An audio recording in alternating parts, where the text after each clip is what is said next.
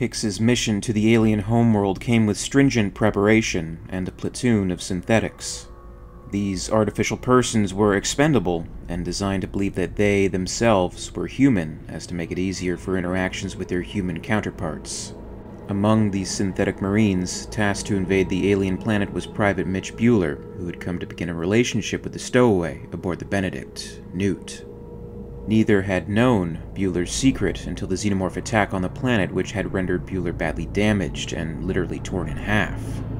It had left Newt conflicted about the love she felt for the man, if it was, in fact, love, and if Mitch could be considered a man. The arrival at Base 3 had presented problems for Bueller almost immediately, problems specific to his identity and the fact that General Spears had a profound disliking for artificial persons.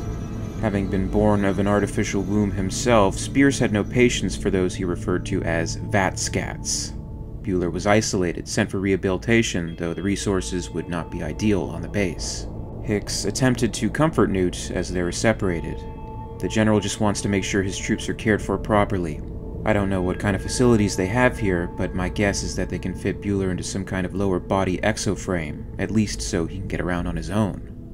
Hopeful as Hicks attempted to appear, as the days passed it was clear there would be no exoframe provided.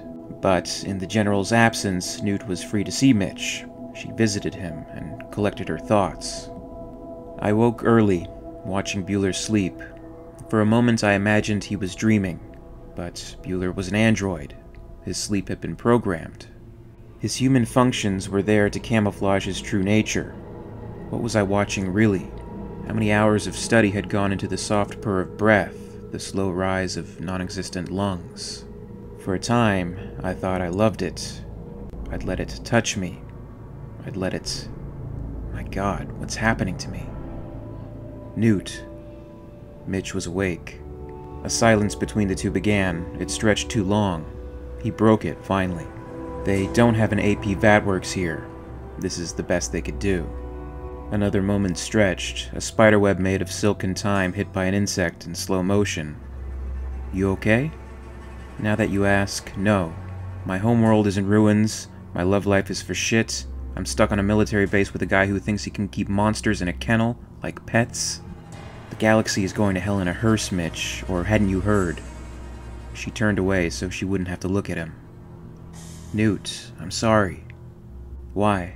None of it is your fault, except for the love life part. In the grand cosmic scheme of things, it doesn't count for a whole lot anyhow. Forget it. How? Came the little voice from deep within her mind. How could he make love to you, make you fall in love with him, and not tell you he was an android? She turned slightly so that she was looking at the back wall and not directly at him. It's all so confusing, she said. I thought I had gotten past it, about your being an artificial person, that it didn't matter. But it does matter, doesn't it? Her sigh was almost a sob. When we came out of the sleep chambers on the way here, you seemed so cold, so distant. I didn't understand it. I still don't understand it. What happened, Mitch? Did you change? Or was it me? Now he sat up, the sheet draping down around his waist, revealing his bare upper body. He looked human to her in this light. Was human, she reminded herself, but not quite the same as she was. They made us to be as much like humans as possible. We're as far away from first-generation synthetics as they were from robots, almost human. Funny, there were rumors we heard when we were still damp from the vats. The next generation of synthetics could not only pass for human among womb folk, they would be born thinking they were human. Memory tapes of childhood, family, full implant blocks of internal workings, anatomically perfect right down to a dye in the circulation fluid so it would look like human blood to a naked eye. They would not only look like naturals, they would believe they were naturals. There would be inbuilt laws of function, of course, but the new APs would simply think they were personal ethics. They'd have the same energy requirements, ability to process food, oxygen, normal elimination, same natural cycles. For all practical purposes, they would be people, save that they couldn't reproduce, and they would be stronger, faster, and more durable. Mitch, Newt said. Of course, he went on, ignoring her interruption. The question that immediately arose was, what's the point? If you want real people, why not make them the old-fashioned way, parent or artificial wombs? And the answer is that they would be expendable. able to do the dirty and dangerous work that real men don't want to do. Radiation disposal, exploration on hostile worlds, pressure rescue, suicide missions for whatever reasons. The new androids would be perfect, acceptable in polite society, able to move without upsetting the most delicate sensibilities but throwaways. Instant third-class citizens. No, not even citizens, but property. Slaves. Loyal as dogs, ready to leap at the proper command. Jesus, Mitch, I'm not finished yet. But to get to those happy models, they had to experiment. Stir in the proper emotions so the pastors for human would laugh at the right spots, cry when appropriate, even fall in love when necessary. So, here we are. You and I. It worked.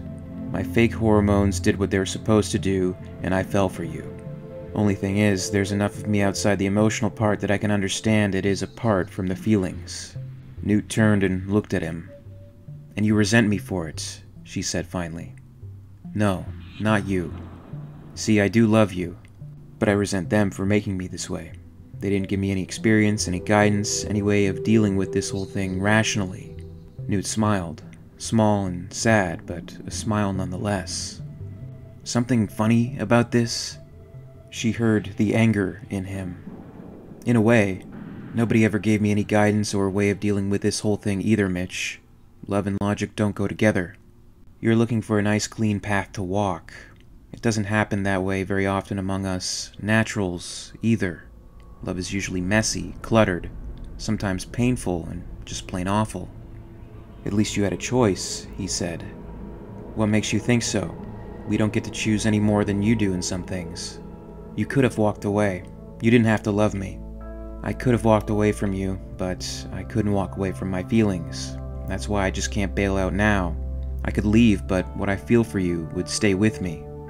This is beyond my capabilities to understand, he said. Welcome to the club. The silence stretched long between them. If only he had told her before they'd begun. If only she had known.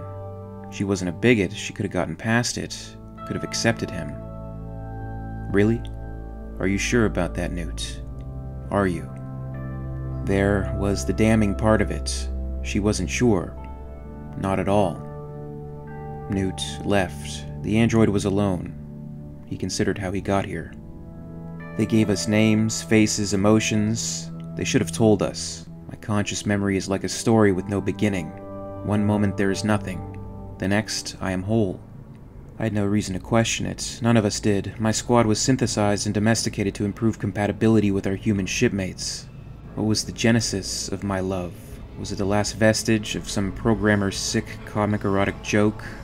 Newt didn't know. Neither of us knew. What could possibly explain my pain when Newt finally understood the horror of our life? Everything I believed in had been taken from me. I wasn't human. I wasn't anything. With no resources to repair his damaged body, Bueller remained in his quarters, with plenty of time for such reflection. Newt had left to view the satellite feeds of Earth. Hicks was planning his coup. Bueller was dormant, seemingly without purpose. However, the damaged android would need to take action sometime later during the breach of the base and the xenomorph outbreak. The chaos and death that would ensue. He would be the only one able to save the woman he loved. In this series, I'm recounting the Earth War, as depicted in the Aliens comic series. The accounts are explored as originally published, despite certain names, locations, and other events having been altered over time. For more on the Earth War, you can check out the Accounts of the Earth War playlist on the end screen, and stay tuned for the latest videos. As always, I'd like to thank you very much for watching. I really appreciate it, and if you enjoyed this video, please make sure to give it a like, and you can also subscribe for all the latest videos from the channel. A very, very special thanks goes out to our WEYLAND YUTANI executives, EmYarUk and Lady Anne, part of the Patreon Hive. If you'd like to join the Hive and support the channel, check out my Patreon page for exclusive posts and contests. And in the meantime, be sure to catch up with Alien Theory over social media. Follow @alien_theory on Twitter and @alientheoryyt on Facebook and Instagram for more. And until next time, this is Alien Theory, signing off.